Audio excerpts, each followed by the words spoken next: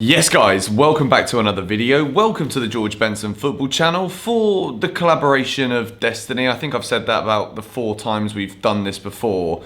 I need to think of a line. You guys come up with a line for the dream duo of Janislav Ivanovic and GBFC himself in the comments down below. Jan, welcome back to the channel. I've got a good one for you today. I think you're going to like this. Yeah, thanks for having me back, man. I'm looking forward to this video, mate. It sounds like we're going to talk some really exciting Chelsea-related gear, mate, so I'm ready. If you're watching this on Friday and Jan hasn't yet hit 100,000 subscribers, you got to pause the video now and go into the link in the description and subscribe to Jan, because he's about to hit 100k. And if by the time he has hit 100,000 that you're watching this video, congratulations, Janislav. Welcome to the big 6-figure club. Thank you, mate. I think that might be a little bit ambitious that early. But anyway, I appreciate you getting the plug in early. We're going to go into 10 things today. You guys know 6 things we learned here on the GBFC channel. So when there's someone else to kind of help carry the baton of things to talk about, I thought, you know what?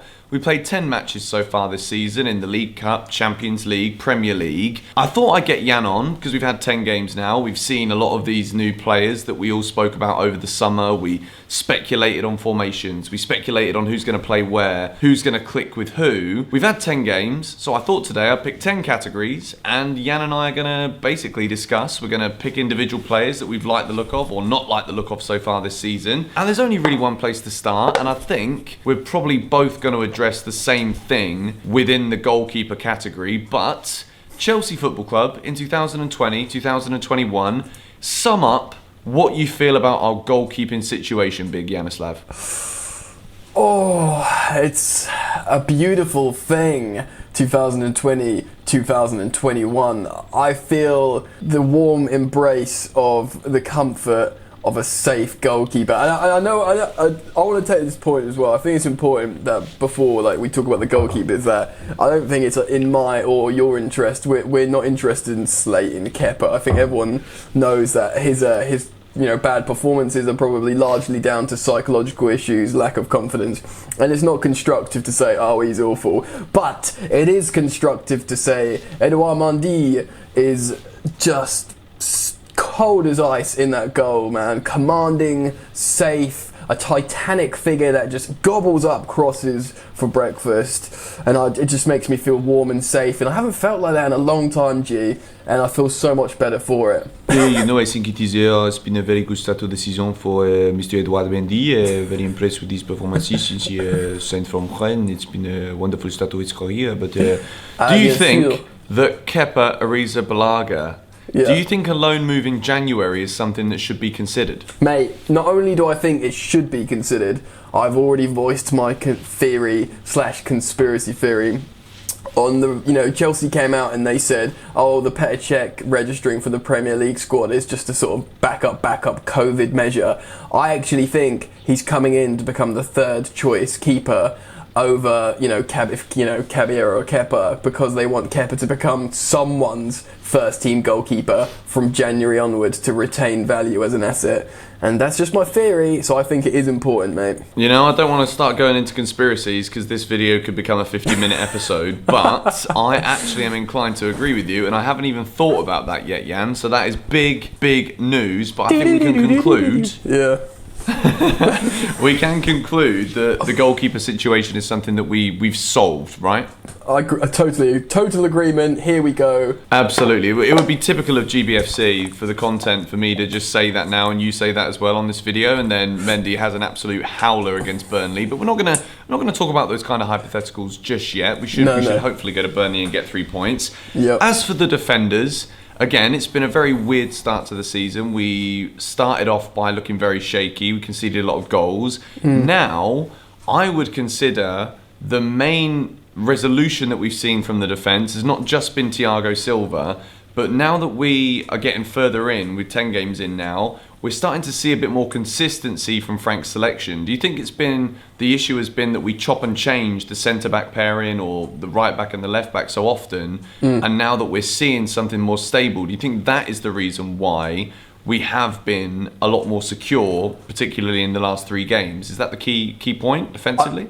I think largely it's the key point. Frank Lampard came out recently and spoke about how, yes, he does subscribe to the concept of continuity being, what makes a successful defence. And I'd accept what he's into. But at the same time, I understand why last season, for many reasons, he had to chop and change. But at the same time, he did raise a few eyebrows with maybe perhaps changing when he didn't need to. So I think, it's largely that. And also it's quality. We talk about the goalkeeper that we've already covered, the left back and the spot on the new centre half. It's quality coming in as well as continuity. But I think we'll really benefit from the same players getting to know each other properly this season, I think. Absolutely. I mean, if you look at the stats, Zuma would be the one who stands out in terms of the most.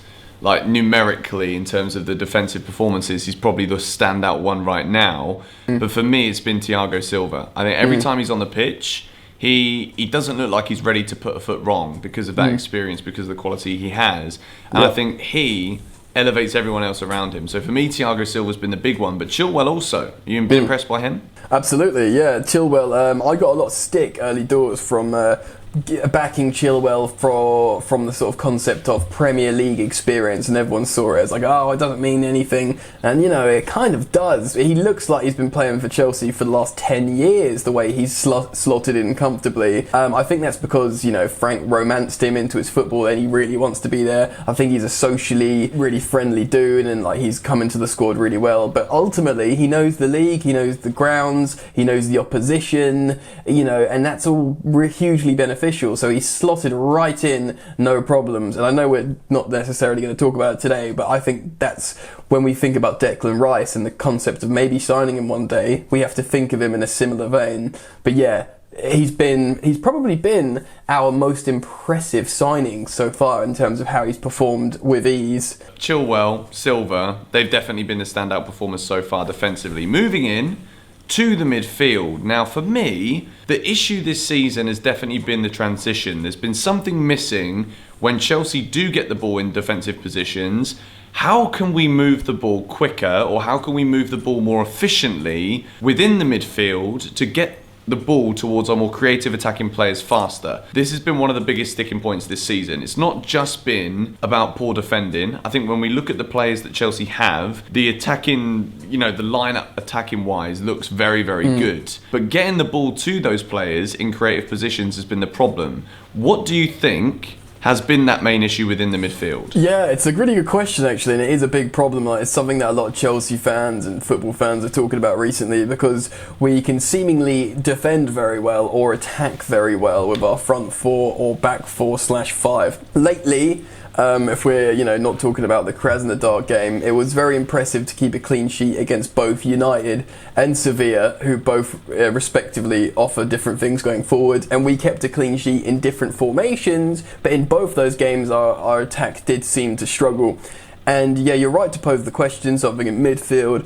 You do feel like in those games people were calling out for maybe someone like Kovacic who can pick up the ball and carry it through midfield, and being more of a carrier to join the defence and attack rather than distributing and passing. But against Krasnodar, he was sort of disappointing. So it is very, very difficult to say. I think a lot of us were happy to see the formation change. Maybe 3 midfielders instead of the 2. It's really difficult to answer the question, but I'll throw it back to you, George. Do you think it's about putting an extra midfielder in rather than a new midfielder, or potentially both? I mean, I think we're going to talk about the shape of the team in another one of the 10 things a little bit later on in the video. Hashtag spoiler. But I was of the same opinion of the whole Kovacic thing. I wanted to see Kovacic in the side. Jorginho's one of those players where when he does something good, it's very easy to praise him because he makes it look so easy. But at the same time, those moments are few and far between compared to the sideways, slowing everything down. And I've said it myself on the channel many times this season. I don't necessarily think that Jorginho is the right player in this Chelsea midfield for the way that I believe Frank Lampard wants to play. I don't think either of us can be, I don't want to speak for you, but I don't think anyone actually can be that confident right now that Lampard is fully aware of the way that he wants this Chelsea team to play, because we do have so many new players. He is still very young in management. So for that reason, when I look at the other players around him, I'm trying to like think of ways that we can combine players to get the best out of one another and the best out of individuals. I don't think Jorginho is that man. But then again, you mentioned Kovacic as well. I thought he was the guy that I wanted to see come into that pivot, and he would be able to do the dribbling, the transitions, all of this stuff. And then again, like you said, he was disappointing. So we're going to talk about the shape a little bit later on. But at the moment, it's a case of which playing personnel is going to complement this team the best game by game. And I think we saw it against United when we moved to a 3 at the back with wing backs. You know, sometimes we're going to have to go with 2 central midfielders with not 2 number 8s, but against teams like Krasnodar, you see what happens when we go to a 4-3-3 with 2 players pretty much playing in an 8.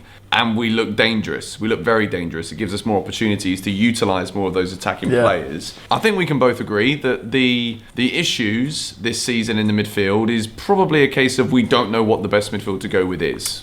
Is that That's fair to say? Yeah. It's like you say, it's getting the best out of the forwards and the defence. That's a whole different. You know, midfield might play well together, but do they make the people behind them and in front of them better? And that's the $1 million question, isn't it? It is a $1 million question. Let us know in the comments down below what your thoughts are on that one. As for the attackers, I want you to pick one attack-minded player who has impressed you the most so far this season for Chelsea. Which one would it be? Oh, you know what? That is difficult, isn't it? Because you want to think about the new signings, but then they haven't really all played much, and they're still finding each other. And Pulisic was obviously our best attacking player last season, I think. This might be a bit of a cheat because he's only played 1 game fully, but I am going to say Hakim Ziyech because I've been so amped on him, and I've maintained throughout the last few months since we signed him that he will change the whole dynamic of how Chelsea attack, not just because of his left boot but because of how he plays. And we saw it with his goal, we saw it with his short diagonal passes against Krasnodar,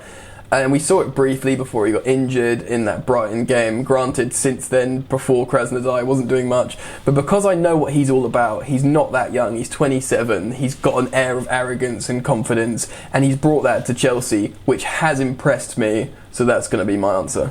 I think so. I think that's a good one as well, even though, again, he's only started 1 game. But I think leading on from your point, I want to talk about Werner a little bit. Obviously he's not blown the goal scoring charts away. If you've captained him on fantasy, then you're probably not going to be like smiling as much as you thought you might have been.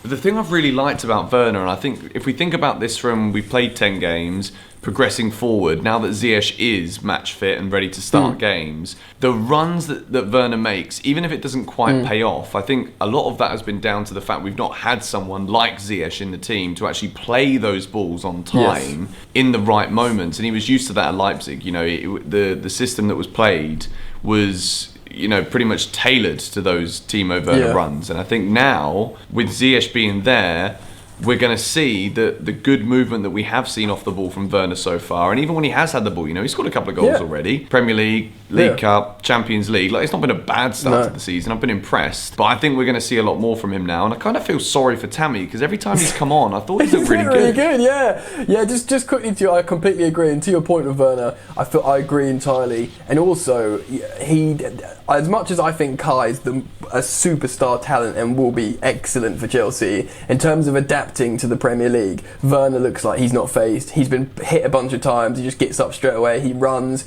90 minutes. The pace doesn't bother him. The physicality doesn't bother him. Maybe that's because he's a couple of years, 2 or 3 years older than Kai. He looks like he's not like Ben Chilwell, like Premier League acclimatised, but he looks like he's got no problem with the style, speed and physicality of the league already. No, I totally agree. I'm getting a bit tired of us agreeing all the time, Yanislav. But at the same time, I think we both watch enough Chelsea and we both watch enough football to kind of know what we're talking about now. Great minds. Great minds think alike, as always. But this one we might disagree on. In terms of the shape of the team, I want us to both predict the formation that we think we're going to see the most of between now and the end of the season. And I'm going to start it off. And I think the difference in quality of what we provided going forward, the stability that doesn't really need to change as a result of going from a 4-2-3-1 to a 4-3-3, I think with such a heavy focus on how great our attackers are, for me personally, it has to be 4-3-3. at the forefront of Lampard's mind moving forward. And the way I want this to be, I do want to see Kante give it a go, playing in front of that defence on his own, with both Mount and Havertz starting. And I know that people are going to get involved in this conversation now saying, oh, Mason Mount, he's talking about Mason Mount again. I'm so sick and tired of hearing all this jibber Mate, he's our best system player. He's our best. He's our best system player. Like, he's not going to be. We can get into it another time, but yeah, I'm going to drop that one in. Carry on. So we're both saying 4-3-3. You think we're going to use 3 at the back anymore? Well, you know what? Can I play? Can I just play? Because I do agree with you, but that's, like you say, it's a bit boring. So should I play devil's advocate for like 2 minutes quickly? Oh, maybe not 2 minutes, maybe 1. But go ahead, Yanislav. How about 6? Yeah. Okay, quickly then. I agree with you. 4-3-3 looks better. 2 attacking 8. Systemically, we function better. 4-2-3-1. There's 2 reasons to play it. One is you get 4 attackers on the pitch, and it's that FIFA mentality. Like, we've got 4 elites forward. Let's get them all in this formation. Technically, it could work really well if we had the right 2 sitting midfielders and Kai was super comfortable floating everywhere. No one can ever pick him up. He combines with the right back, he combines with the left winger, he uses his quality, and no one knows how to play against us. Then the 4-2-3-1 could be unbeatable, but we're not quite there yet, so 4-3-3. Alright, I was going to put a timer on that one. I think you managed to nail the 60-second limit that we gave you, so that was very concise, yeah. So moving on, Alright, again, cool. What would you say has been, or who, if you had to pinpoint one player, has underperformed based off of your expectations at the beginning of the season so far? If you had to pick one player, obviously we don't want to like just channel a load of negativity towards an individual, but you know, we can talk good things. I think the majority of this video we have focused on things that have been good, and it's not been perfect so far this season, so we do have to balance it out a little bit. Sure. If there was one player that you think still isn't performing to a level that you would want, who would it be? Probably Jorginho.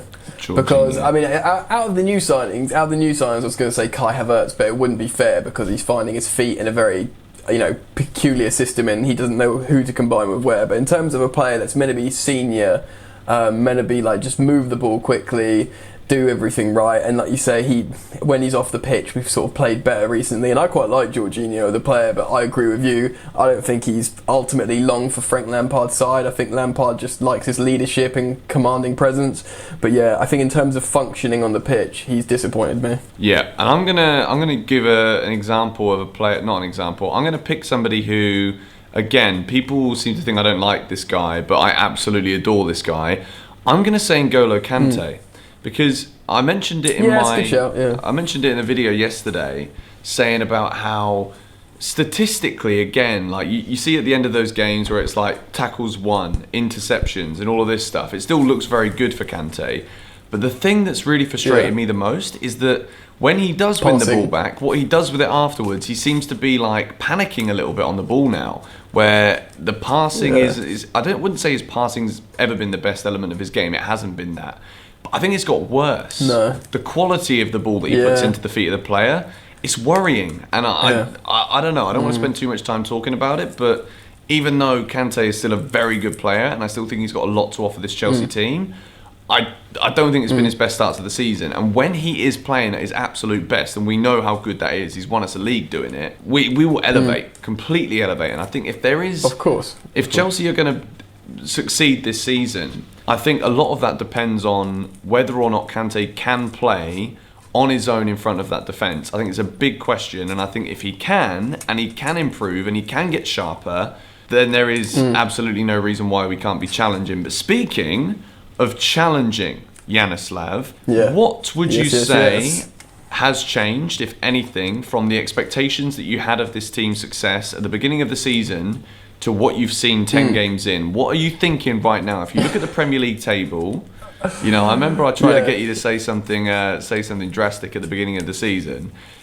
Do you think... Mate, I'm ready for it. Do you think, considering we're only 4 points behind and we've only lost 1 match in 10, do you think we're title contenders based off of what you've seen from the rest of the league? It's so funny, because I knew that question was coming for so long. It's like, I imagine this is what it's like when a girl has her boyfriend ask to marry her or marry they're like, it's coming. It's coming. He's getting and down she on one just knee. wants to say no because she's cheating on him. You're on the mountain peak or wherever the hell you are, or the restaurant. All right. So yes, I will marry you, George. I think we're going to win the Premier League. No, yes.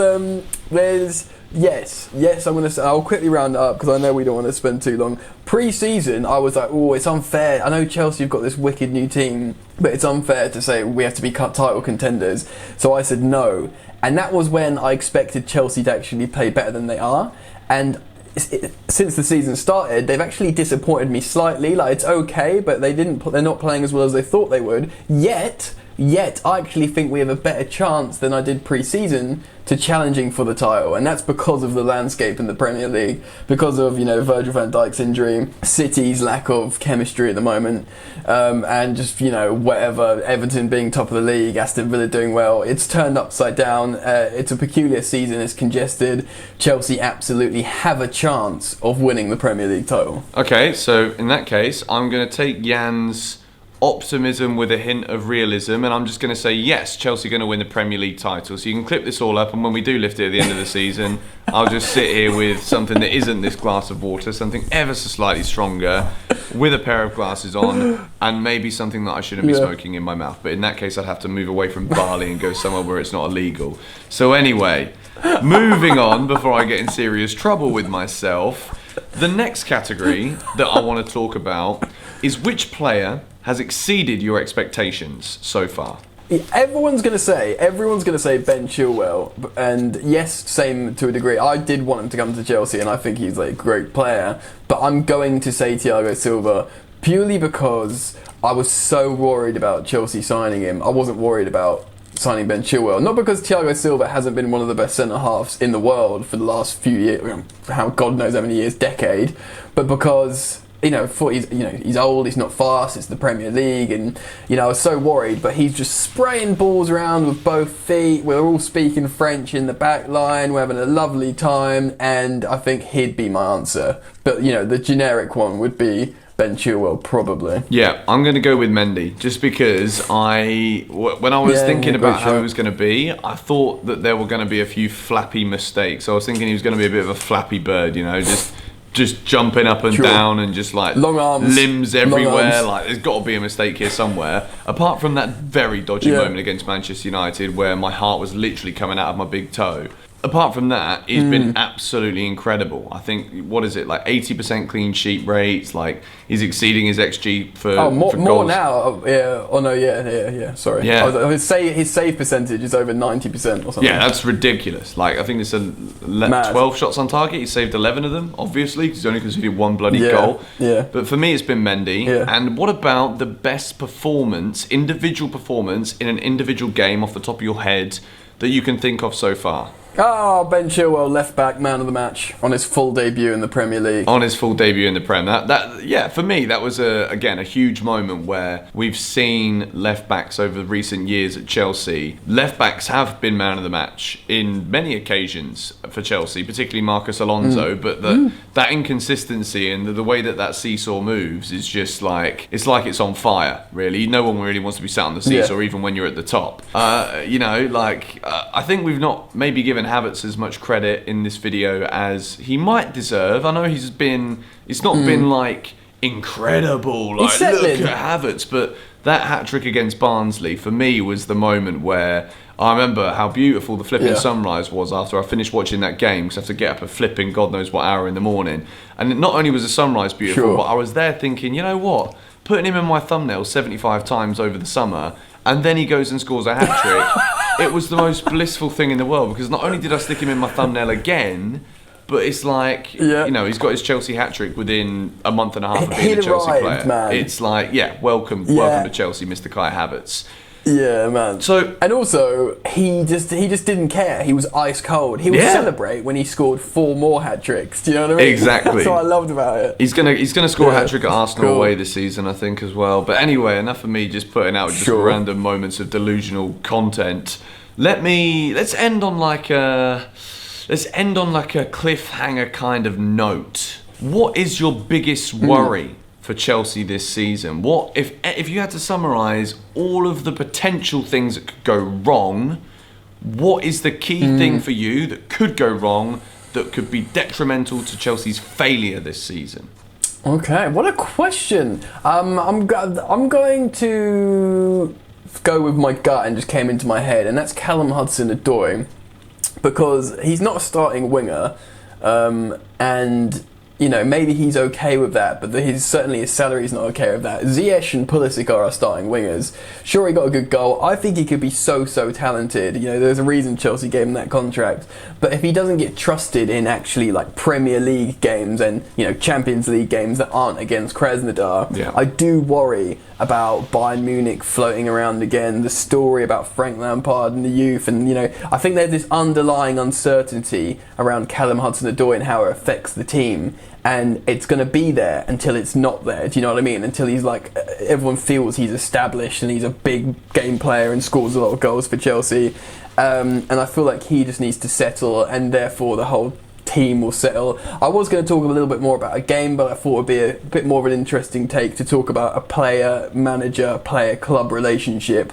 And I really want this underlying narrative of Hudson-Odoi to settle. He's a Chelsea player. Bayern Munich have moved on. He scores goals for us. He puts in a big Premier League performance. Do you know what I mean? And if that, I feel like if if it doesn't happen, that could be to our, you know, narrative's detriment this season. Yeah, I think for me, it's an injury to one of two players, and it would be Mendy, just because I've been so impressed, and I really don't want to have to go back to those days of worrying about Flappy Birds in goal, or Christian Pulisic getting injured. I think he's so important. I think the way that he drives at defences, I think it inspires the other attackers around him. Considering how much competition there is, I think Pulisic is so positive in the way that he moves and the way that he drives, that he is so key to this Chelsea team. I think what we've seen in the early stages of this season has not really been a fair reflection of how important he's going to be. Yeah. Because he's not played as many minutes as we would have liked him to,